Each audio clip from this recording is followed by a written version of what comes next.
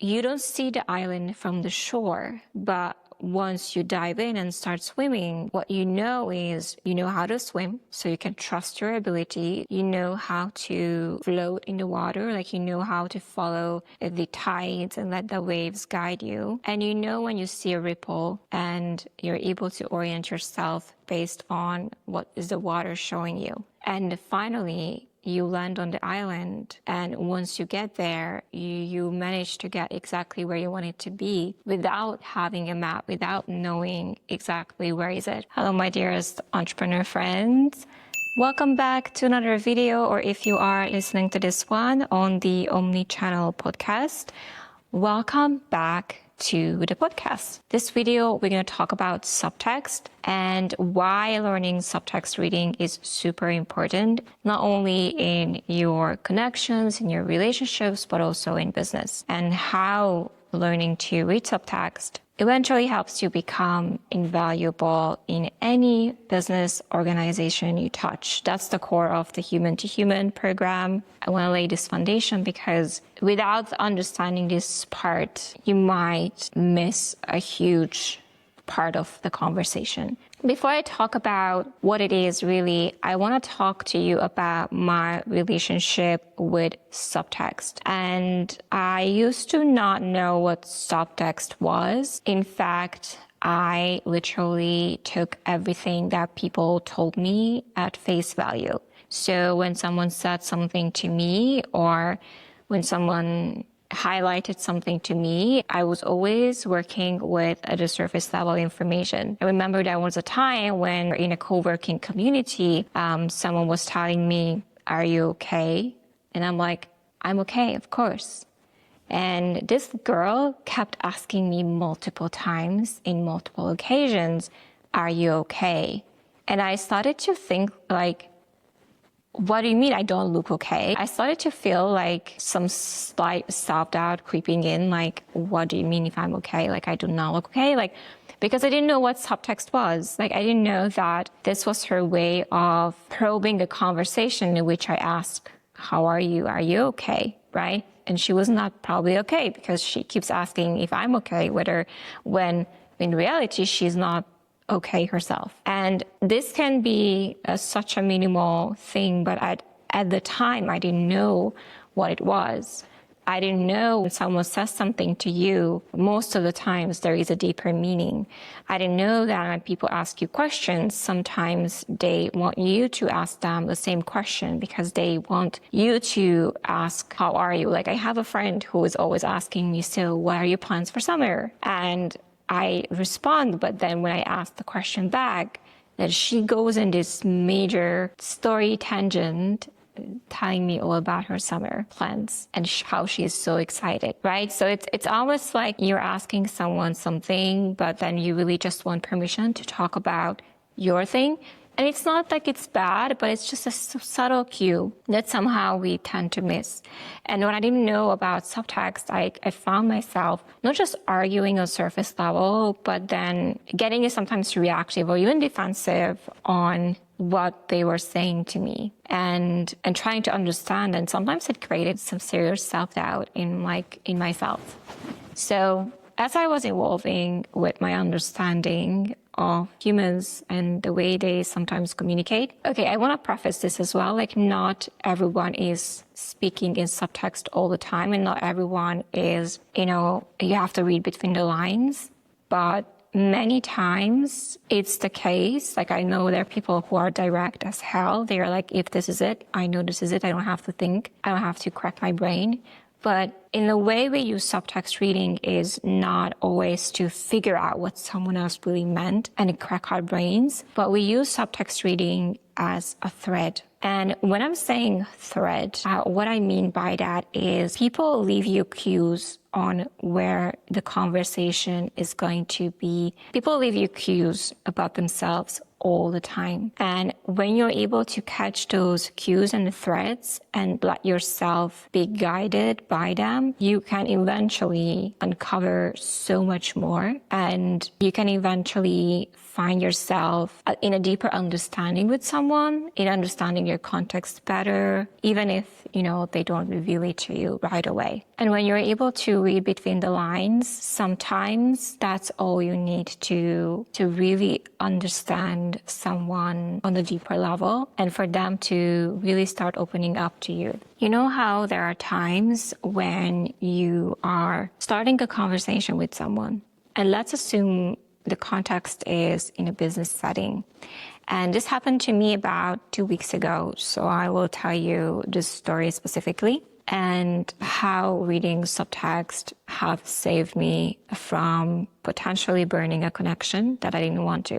So I had this guest that I wanted to invite on my podcast, and I have created an episode with him before, but what ended up happening was that I came into the conversation with play. So I started a conversation saying, hey, our time has come to film another podcast episode again. What do you think? And I said, this is going to be the topic. Are you open-minded? And the person responded saying, okay. And when I got that response, okay, I immediately knew that there's something wrong. Like I just entered as the warmest sun into a fridge, and I immediately slowed down and I just stopped and I paused and I said, okay, that doesn't sound very enthusiastic to me. Is this a topic? Is there something you'd like to talk about? Or is there something else you'd not like to talk about? And he said, no, the topic is fine. It's just that I'm in the middle of a crisis right now and I don't know if I have COVID or not. And long story short, I literally came at him at the worst time. And when I realized that, I immediately pulled back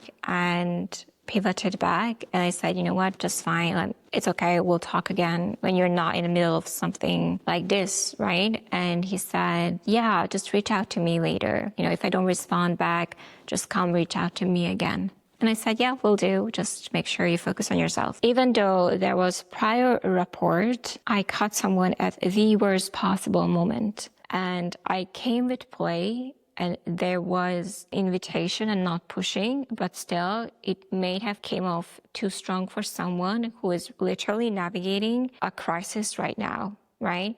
So when you are able to catch the small cues of responses, you're able to then respond to that in a more attuned way and then gather more of their context and adjust our behavior based on what is happening. Now, I like to say this example because I don't have a prepared script when it comes to conversating with people. And it can be a client, it can be a friend, it can be my partner, or like it can be anyone, because most of my conversation flow and cue comes in real time. And I use this example in my post yesterday, saying that sometimes conversations can feel like you are swimming in deep waters. You don't see the island from the shore, but once you dive in and start swimming, what you know is you know how to swim, so you can trust your ability. You know how to float in the water, like you know how to follow the tides and let the waves guide you. And you know when you see a ripple and you're able to orient yourself based on what is the water showing you.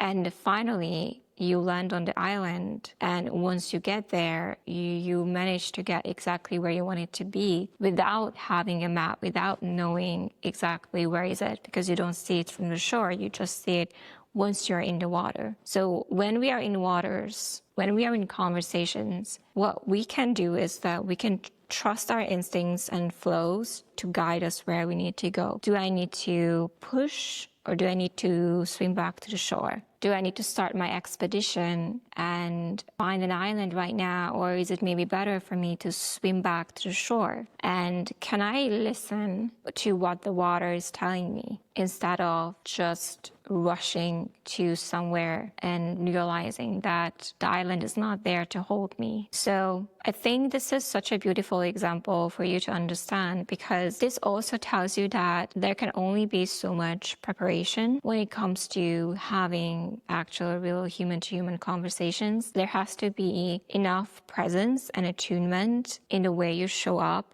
even in chat conversations for you then to realize, okay, what is the next step where I'm going to be led. Am I going to keep swimming? Am I going to let myself float? Am I going to swim back to the shore and try again another day? Where do I need to adjust and see if we can go somewhere, and where do I need to retrieve completely? So I think once you understand this analogy, and once you apply it to the way you conversate with people, what you will feel is much less friction and much more flow. And on top of that, you will gonna leave the other person relieved and understood in ways that they have never been understood before. Now, this is the whole reading subtext and undercurrents. And yes, I can give you many examples in which this works. I have a reel I created about the fact that when someone says, why are you on your phone? What they really want is for you to be present. But these emotional undercurrents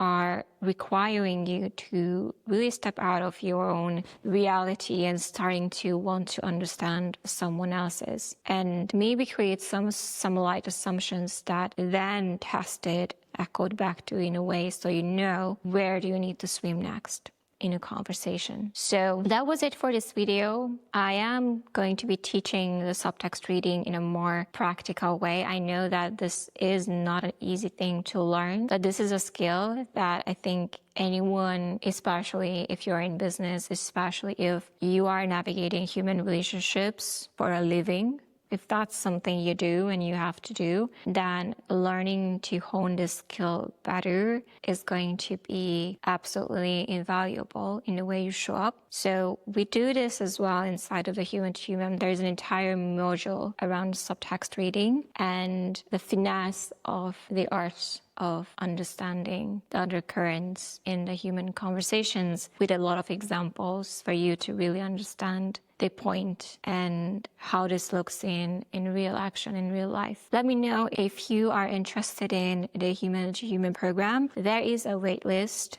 in my website. I'm going to put the link in the description of this video or podcast if you're listening to this one on the podcast. And you can sign up for the waitlist. Once we launch the entire program, then you will be the first one to know. And of course, you can always reach out if you have any question, if you want to understand more what this program is about. I'm always happy to talk to you about it. Thank you so much for watching and listening. And if I can leave you with one thing, it would be, if you're present enough with someone, the right words will always come to you. Good luck.